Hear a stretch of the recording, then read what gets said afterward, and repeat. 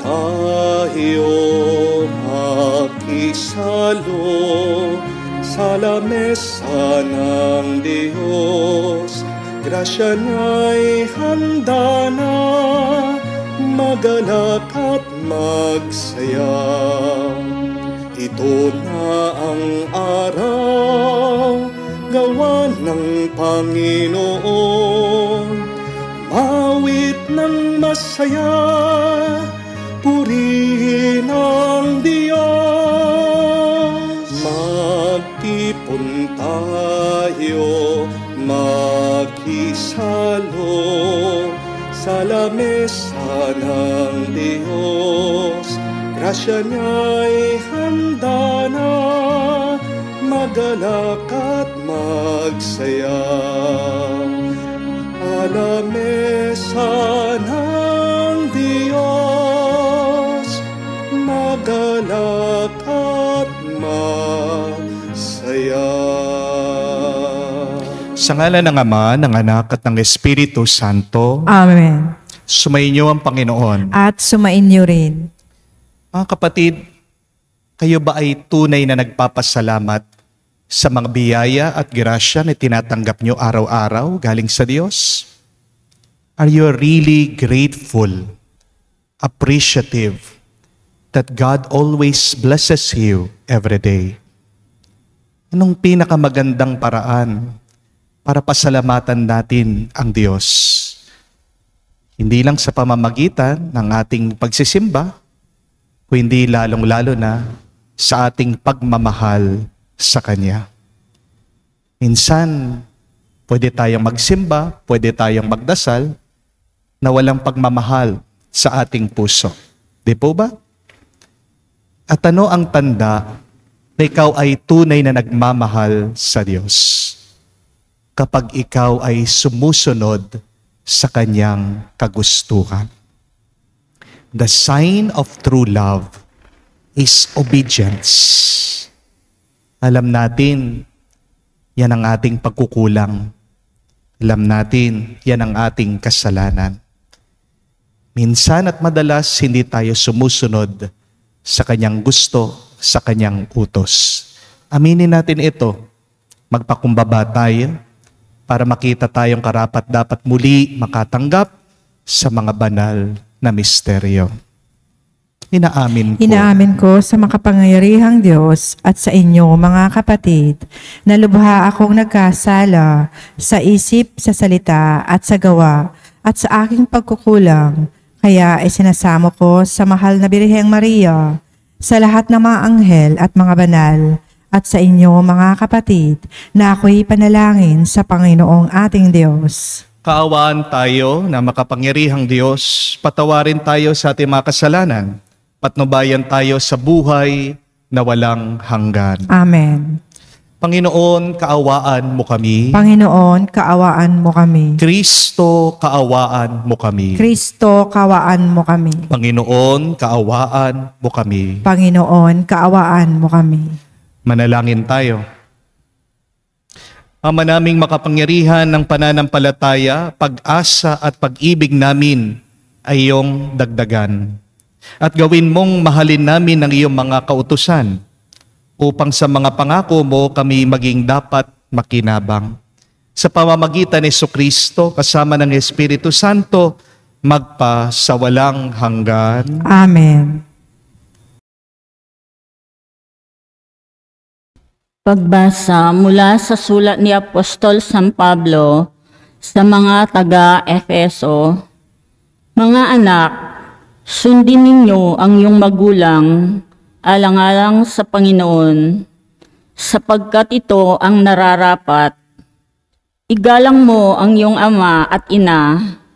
Ito ang unang utos na may kalakip na pangako. Ganito ang pangako. Ikaw ay giginhawa at lalawig ang iyong buhay dito sa lupa. Mga magulang, huwag ninyong ibuyo sa paghihimagsik laban sa inyo ang iyong anak dahil sa malabis niyong kahigpitan. Sa halip, palakihin sila sa tuntunin at aral ng Panginoon. Mga alipin, sundin ninyo ang iyong mga Panginoon dito sa lupa ng buong galang, takot at katapatan, na parang si Kristo ang iyong pinaglilingkuran. May nakakakita man o wala, ganyan ang gawin ninyo, hindi upang magbigay lugod sa mga tao, kundi dahil sa kanyang lingkod ni Kristo at kusang loob na gumaganap ng kalooban ng Diyos. Maglingkod kayo ng may mabuting kalooban na para sa Panginoon kayo naglilingkod at hindi sa mga tao lamang, sapagkat alam niyong gagantihin ng Panginoon ang bawat mabuting gawa ninuman, alipin man o malaya. Mga Panginoon, maging mabuti kayo sa inyong mga alipin at huwag silang pagbantaan, sapagkat alam niyong kayo'y parehong alipin ng isang Panginoon na nasa langit at walang itinatangi. Ang salita ng Diyos. Salamat sa Diyos. Ang poong Diyos ay tapat, pangako niya'y magaganap. Ang poong Diyos ay tapat, pangako niya'y magaganap. Pagpupuring lahat sa iyo, O Panginoon, ang iyong nilalang. Lahat mong nilikha ay pupurihin ka at pasasalamatan. Babanggitin nila'y tunay na dakila ang iyong kaharian at ibabalitang tunay kang dakilat makapangyarihan. Ang poong Diyos ay tapat, pangako niya'y magaganap. Dakila mong gaway upang matalastas ng lahat ng tao. Mababatid nila ang kadakilaan ng paghahari mo. Ang paghahari mo'y sadyang walang hanggan, hindi magbabago. Ang poong Diyos ay tapat, pangako niya'y magaganap. Di ka bibiguin sa mga pangako pagkat ang Diyos ay tapat.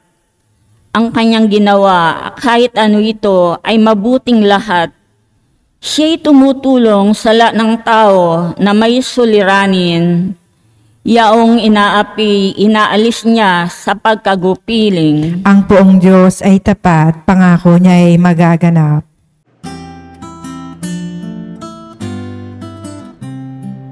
Alleluia, alleluia, alleluia, alleluia, alleluia,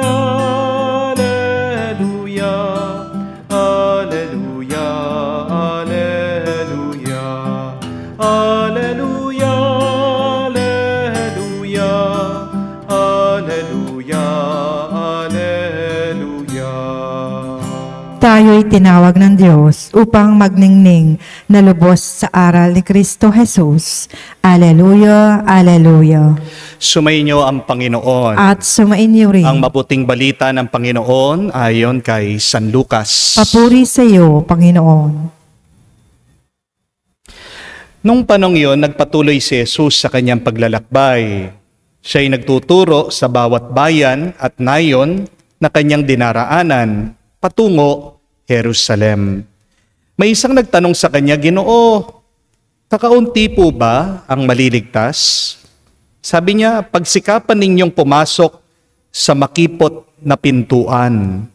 Sinasabi ko sa inyo, marami ang magpipilit na pumasok, ngunit hindi makakapasok. Kapag ang pinto'y sinara na ng puno ng sambayanan, magtitiis kayong nakatayo sa labas at katok na kayo ng katok. Sabihin ninyo, Panginoon, papasukin niyo po kami. Sasagutin niya kayo, hindi ko alam kung taga saan kayo. At sasabihin ninyo, kumain po kami at uminom na kasalo nyo. At nagturo pa kayo sa lansangan namin. Sasabihin naman ng Panginoon, hindi ko alam kung taga saan kayo. Lumayo kayo sa akin, kayong lahat na nagsisigawa ng masama. Tatangis kayo at manggagalait ang inyong ngipin kapag nakita nyo na nasa kaharian ng Diyos sina Abraham, Isaac at Jacob at lahat ng mga propeta, at kayo naman ay pinagtabuyan sa labas. At darating ang mga tao buhat sa silangan at kanluran, sa hilaga at timog, at dudulog sa hapag sa kaharian ng Diyos. Tunay ngang may nahuhuling nauuna at may nauunang mahuhuli. Mga kapatid, ang mabuting balita ng ating Panginoon. Pinupuri ka namin, Panginoong Hesukristo. Magandang araw po muli sa inyong lahat. Dasal at dalangin ko, sana kayo pong lahat na sumusubaybay sa ating banal na misa ay nasa mabuti at magandang kalagayan. Lahat po tayo ay may iba-ibang paraan para magmahal. At iba-iba din ang ating preference o kagustuhan kung paano mahalin. Ang tawag po nila dito ay love language. Sabi po nila, meron pong 5 klase ng love language. Meron pong tao ang gustong nagbibigay ng regalo at gusto din po nilang makatanggap ng regalo. Meron din pong tao na gustong-gustong naglilingkod, sumusuyo, tumutulong. At yan din po ang hinahanap nila sa iba. Sila'y natutuwa pag ibabalik mo naman yung kanilang pagsuyo at paglilingkod. Meron naman pong tao ang mahilig nagbibigay ng oras o ng panahon at natutuwa po sila pag ang ibang tao ay bibigyan din naman sila ng oras at ng panahon. Meron din naman pong tao na mahilig nag-i-encourage, nagsasalita, nagsasabi ng magagandang bagay para mabuhayan ng pag-asa ang iba. At yan din ang minsan at madalas na kanilang hinahanap, yung sabihan mo lang sila ng mabuti at maganda. Matutuwa na sila. Meron din naman po mga ibang tao na ang expression ng pagmamahal nila ay touch, no? Physical touch. Yan yung mga mahilig na nangyayakap, nagbebeso-beso, umahalik, umahawak sa iyo. At yan din po minsan ang hinahanap nila sa iba. Yung yakapin mo lang sila, yung hawakan mo lang yung kanilang kamay pag sila ay nalulungkot, yung ikis mo lang sila. Pero kung ako po ang tatanungin nyo, ano ba ang pinakamagandang love language? Kung ako po ang tatanungin, ano ba ang pipiliin ko? What is the best love language among these 5? Para po sa akin, the best expression of love, wala po dyan. Dahil para sa akin, pinakamasarap ay yung pag ikaw ay pinapakain. Hindi po ba? For me, that is the best love language. Food. When you give food and when people give you food. Sino po ba ang ayaw pinapakain o binubusog? Di ba wala? Kahit naman po yung nagda-diet, kahit naman po yung nagpapakaseksi, magugutom din yan. Di ba pag ikaw ay pinapakain, isang tanda yan na ikaw ay naaalala nila, na ikaw ay minamahal nila. Kaya nga po, dun sa mga nagtatanong sa akin, Father, ano pong gusto nyong regalo? Simple lang po ang aking tuwa. Pakainin nyo lang ako. Kaya po ako'y nagpapasalamat sa napakaraming, minsan ako po'y nabibigla, nagpapadala po dito ng pagkain. Yan lang naman po ang libangan ko. Wala naman po talaga akong bisyo. Basta't pakainin nyo lang ako, masaya na po ako. Pero magandang tanong po ito, ang Diyos kaya? Ano kaya ang paraan para mahalin natin ang Diyos? Ano kaya ang pinakamagandang paraan para ang Diyos ay mahalin natin? What is the love language of God? Definitely, it is not food because it is God who gives food. It is not also time. It is not also company that the Lord wants from us. Kasi po, narinig naman natin sa Ebanghelyo, sabi ng ating Panginoon, pagdating ng araw, sa katapusan ng mundo, ang lahat daw ng mga tao papapasukin niya sa kanyang kaharian. Sino daw ang hindi niya kikilalanin? Itong mga tao na kahit na nakasama niya, nakasalo niya sa hapagkainan, itong mga tao na kahit na nakinig sa kanyang turo, hindi daw po niya papapasukin sa kanyang kaharian. Sabi niya, "Depart from me, you evil one. I do not know you. But Lord, we have dined with you.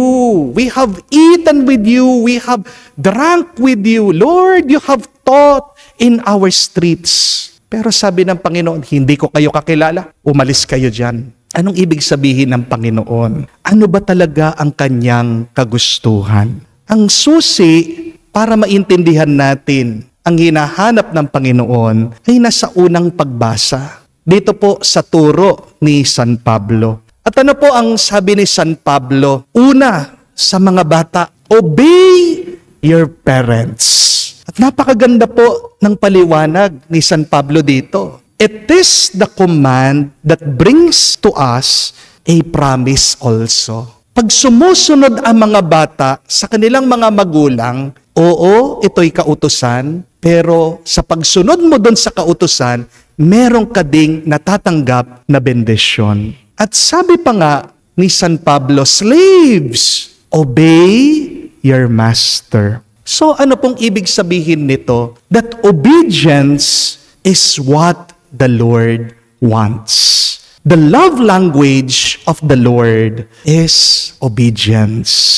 Ang pagmamahal na hinahanap ng Panginoon sa atin ay yung pagsunod lang sa Kanya, ay yung pagtalima sa Kanya. Kaya nga po, sabi sa ating ebanghelyo, hindi niya kakilala ang mga nakikain lang, ang mga nakipag-inuman sa hapagkainan. Hindi daw po niya kikilalanin o tatanggapin yung mga basta't nakinig lang sa kanyang turo. Kulang. Hindi lang dapat tayo basta't nakikisama sa Panginoon. Hindi lang dapat tayo basta't nakikinig sa Kanya. Kailangan din nating sumunod sa Kanyang kagustuhan. Aanuhin po ng Diyos ang regalo. Siya na nga ang gumawa sa lahat. Di po ba? Aanuhin ng Diyos ang oras na binibigay mo. Siyang gumawa ng lahat ng oras. Hindi po nasisiyahan ang Panginoon sa paghaplos-haplos natin sa Kanya. Lalong-lalo na kung malayo naman ang puso mo sa Kanya. Amen? Wala naman po tayong masasabing mabuti at maganda sa Panginoon. Our words are always limited. Kulang ang ating pananalita sa pagpupuri sa Kanya. Tanging paglilingkod lang, tanging pagsunod lang ang kagustuhan ng Panginoon, ang hinahanap niya sa ating lahat. So, if you want to make God happy, obey Him. Ang kasabihan nga po, obeying God isn't easy, but it's simple. Opo, mabigat minsan ang pagsunod sa Kanya, pero simple lang. Huwag na po nating pahirapan ang ating sarili. God is pleased always when we serve Him, when we follow His will. Maganda pong pagnilayan yan. Sumusunod ba ako sa kagustuhan ng Diyos? O baka sumusunod lang ako pagmadali, pagpaminsan-minsan? Understand, my dear friends, that half obedience is still disobedience. Kung sumusunod ka, kalahati, paminsan-minsan, hindi ka talaga sumusunod sa Kanya. Amen? Hindi tunay na pagsunod ang kakaunting pagsunod. Kung susunod ka na rin sa Panginoon, dapat buong buo, dapat tapat ka, dapat todo mo na. Amen? Kung susunod ka na rin, dapat buong buo ito. At hindi po pagsunod sa Diyos, yung nakikikain lang tayo at nakikisama sa Kanya. Kaya nga po, hindi naman po ibig sabihin na kapag tayo ay nagsisimba na tayo ay sumusunod na sa Panginoon. Dahil alam po natin, maraming nagsisimba, pero pakitang tao lang. Halimbawa na lang po, lalong-lalo na, mag-i-eleksyon na. Ayan, dadami na naman yung mga uupo sa harapan ng simbahan. Hindi po ba? Pero pagkatapos ng eleksyon, ang malungkot na kwento, hindi mo na sila makikita. Kaya nga po minsan napapadasal ako sa Panginoon. Sinasabi ko, Lord, sana po bawat linggo eleksyon para bumalik sila, magsimba, manalangin. Marami din pong mga mag-asawa, nagsisimba. Kung titignan niyo po, napaka-sweet nila. Pero pag uwi, nagbabangayan. Daig pa ang aso at pusa kapag nag-away. Hindi po ba? Kahit na nagsisimba tayo linggo-linggo. Pero kung araw-araw naman tayong nagkakasala, walang kwenta ang pagsisimba mo. Amen? Hindi po pakikipagbarkada o pakikisama lang ang hinahanap ng ating Panginoon. Ang hinahanap niya, pagbabago ng puso, pagbabago ng ating pagkatao. At yan, makakamtan lang natin kung tunay tayong susunod at tatalima sa Kanya.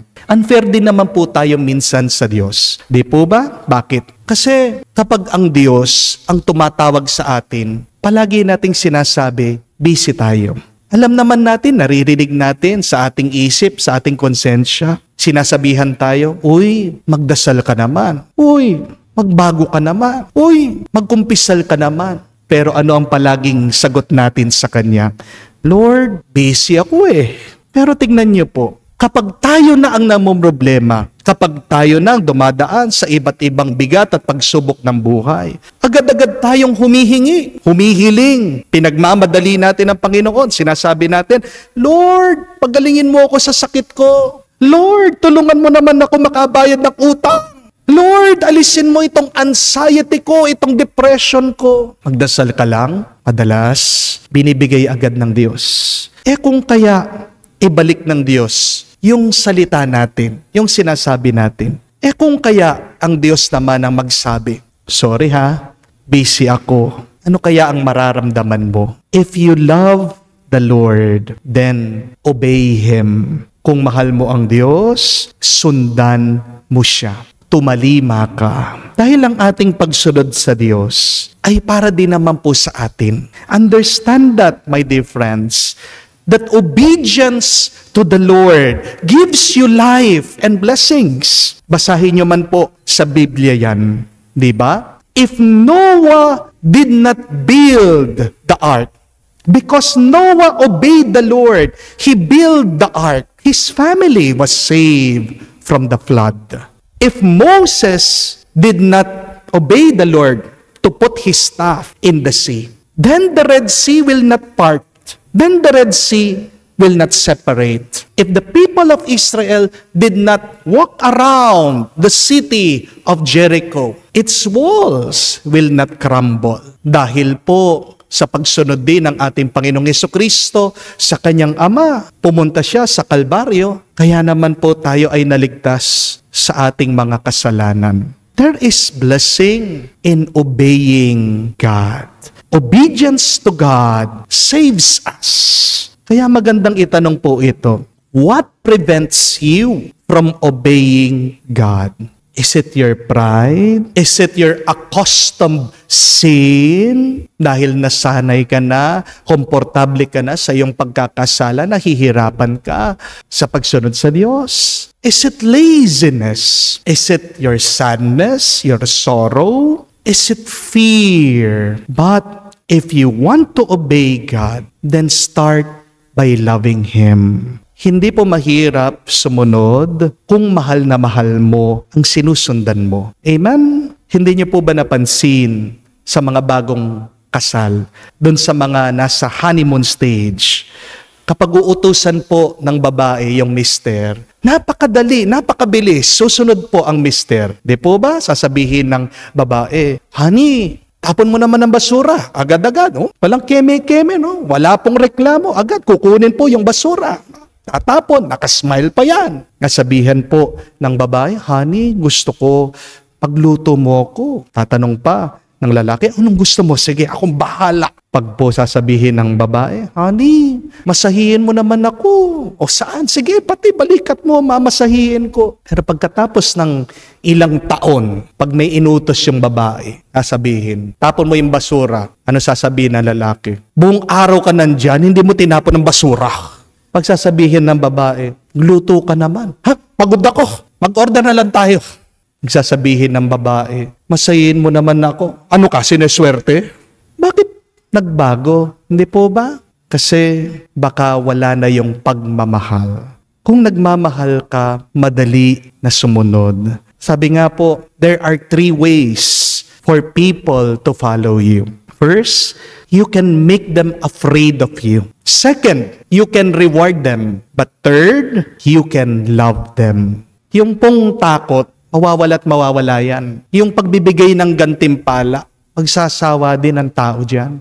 Pero pagdating sa pagmamahal, yan po yung nagtatagal kasi kahit na walang bayad, gagawin at gagawin yan ng tao galing sa puso niya. It is not hard to obey when you love that person whom you obey. Si San Ignacio po ng Loyola ang nagsabi niyan. So the question is, my dear friends, do you love God with all of your heart, with all of your mind, with all of your soul? Do you love your wife? Do you love your husband with all of your strength? Do you love our country? Kaya nahihirapan po tayo sa pagsunod sa pagiging tapat kasi nababawasan na o nawawala yung ating pagmamahal. Kung gusto natin na maging matibay, na mag-alab muli ang ating pagmamahal, ito ang ating hingin na tulong sa Diyos. Magdasal po tayo mga kapatid, naway mahalin natin ang Diyos para tayo'y makasunod. Naway sa ating pagsunod sa Diyos, maging malapit na malapit tayo at makapasok tayo pagdating ng panahon sa Kanyang kaharian. Amen. Hindi tayo makakasalo sa hapag ng Panginoon kung aasa lamang tayo sa sarili nating gawain.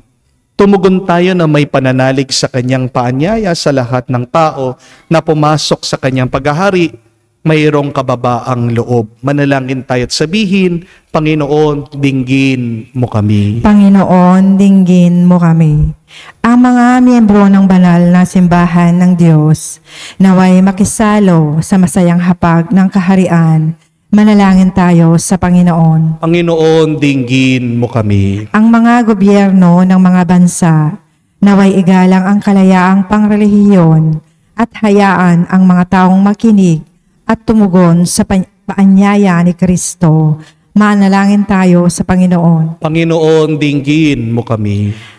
Tayo naway maging seryoso sa ating mga Kristiyanong tungkulin at magsumikap na walang kapaguran, na pumasok sa makipot na pintuan na mag-aakay sa atin sa buhay na walang hanggan. Manalangin tayo sa Panginoon. Panginoon, dinggin mo kami. Sa katahimikan po ng ating puso, banggitin din natin sa Diyos ang ating mga personal na pangangailangan.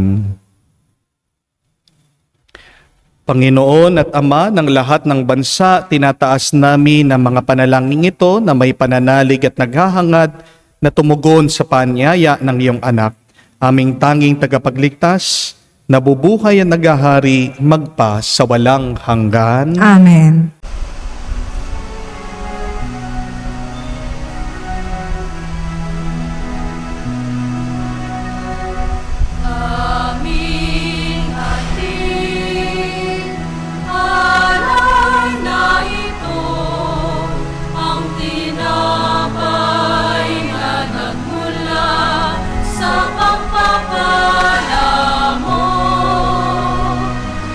At tanggapin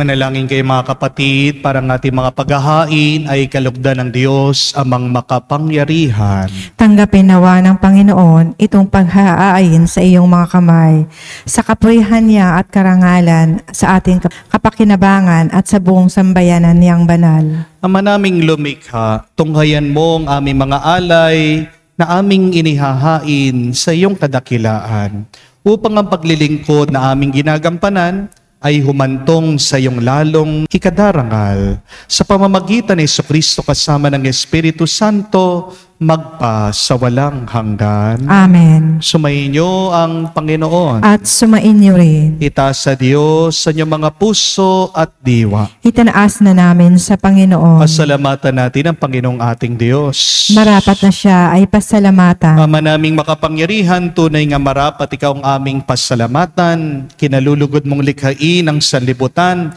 ng iyong pinagbabagot, dinarangal sa pamamagitan ng iyong anak na kinalulugdan. Kaya't utang na loob ng iyong mga tinatangi at mga banal na kapiling mo lagi, ang iyong paggiliw at pagkakandili. Kaya kaisa na mga anghel nagsisiawit ng papuri sa iyo nang walang humpay sa kalangitan. Kami nagbubunyi sa iyong kadakilaan.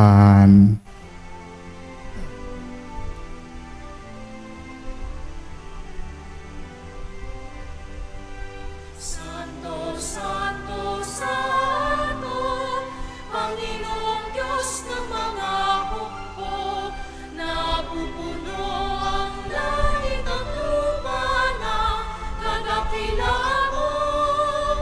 Hosana, Hosana, sa kaitaasan, pinagpala ang naparirito. Sa ngalan ng Panginoon, Hosana, Hosana, sa kaitaasan, Hosana, Hosana, sa kaitaasan.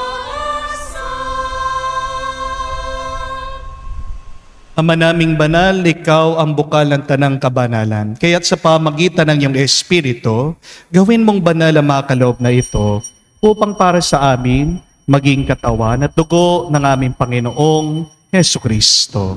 Bago niya pinagtiis ang pusang loob na maging handog, hinawakan niyang tinapay, pinasalamatan kanya. Pinaghati-hati niya yun, inabot sa kanya malagad at sinabi, tanggapin ninyong lahat ito at kanin. Ito ang aking katawan na ihahandog para sa inyo.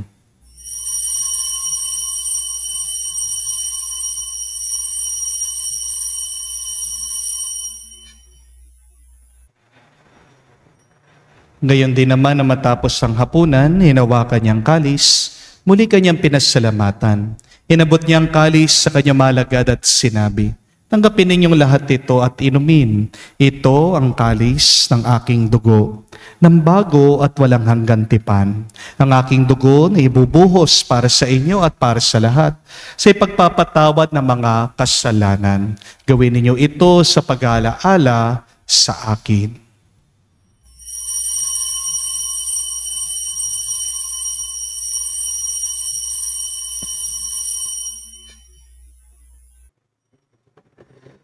Ang misteryo ng pananampalataya. Aming ipinahayag na namatay ang iyong anak, nabuhay bilang Mesiyas at magbabalik sa wakas para mahayag sa lahat. Ama, ginagawa namin ngayon ang pag-alaala sa pagkamatay, muling pagkabuhay ng iyong anak. Kaya tinialay namin sa iyong tinapay nagbibigay buhay at ang kalis na nagkakaloob ng kaligtasan.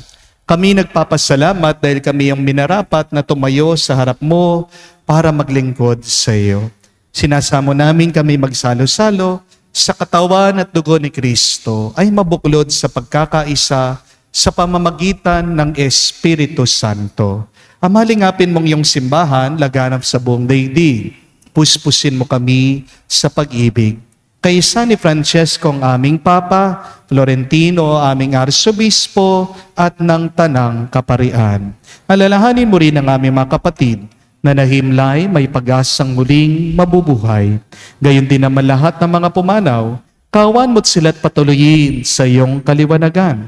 Kawan mo't pagindapatin kaming lahat, makasalo sa iyong buhay na walang wakas. Kaisa na Mahal na Birhen Maria, Ina ng Diyos, kaisa ni San Jose, kanyang maligayang esposo, kaisa na mga apostol, lahat ng mga banal na namuhay dito sa daigdig na kalugod-lugod sa iyo, may pagdiwang nawa namin ang pagpupuri sa ikararangal mo sa pamamagitan ng iyong anak, aming Panginoong Hesu Kristo. Sa pamamagitan ni Kristo, kasama niya at sa Kanya, ang lahat ng parangal at papuri ay sa iyo, Diyos Ama, makapangyarihan, kasama ng Espiritu Santo, magpasawalang hanggan. Amen, amen, amen. Sa nakakagaling na utos sa turo ni Jesus sa Panginoon natin at Diyos, ipahayag natin ng lakas loob.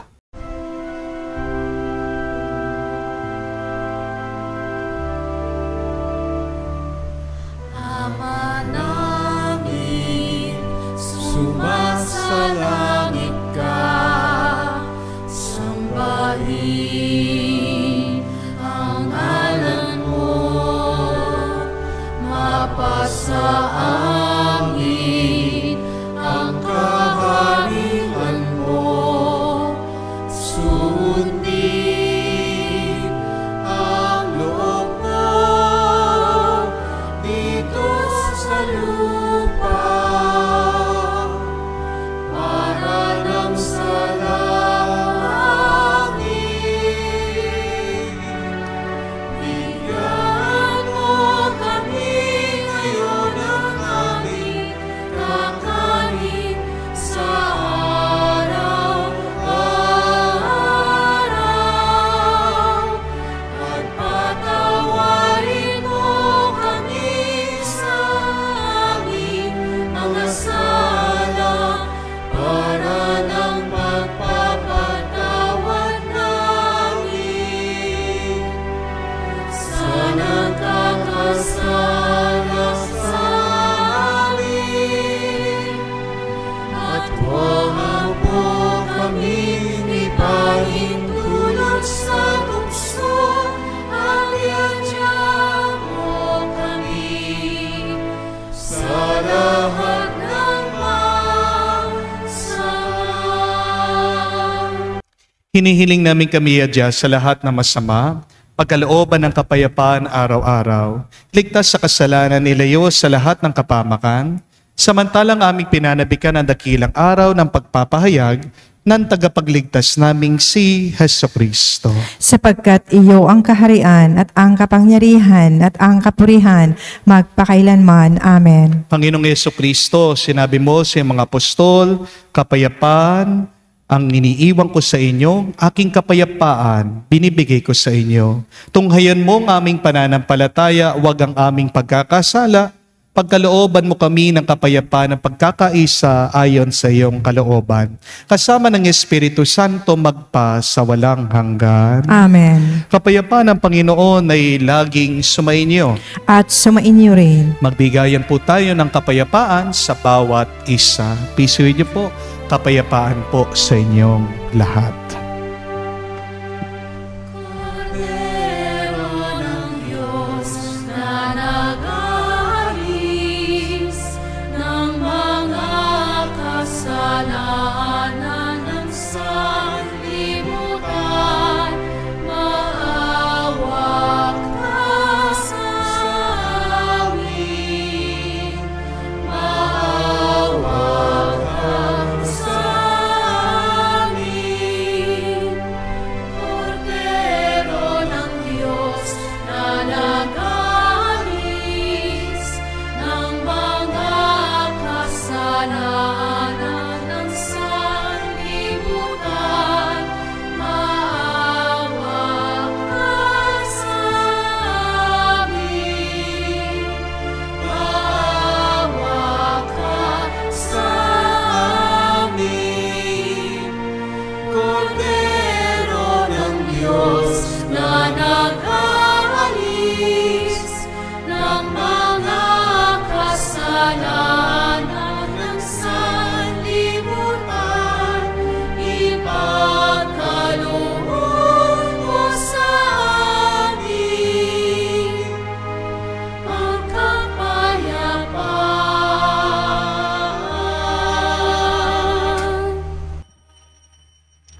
Mga kapatid, naririto ang ating Panginoong Yesukristo, Kordero ng Diyos, nag-aalis sa mga kasalanan ng sanlibutan, mapalad tayong lumalapit sa piging ng Kordero. Panginoon, hindi ako karapat-dapat na magpatuloy sa iyo, ngunit sa isang salita mo lamang ay gagaling na ako.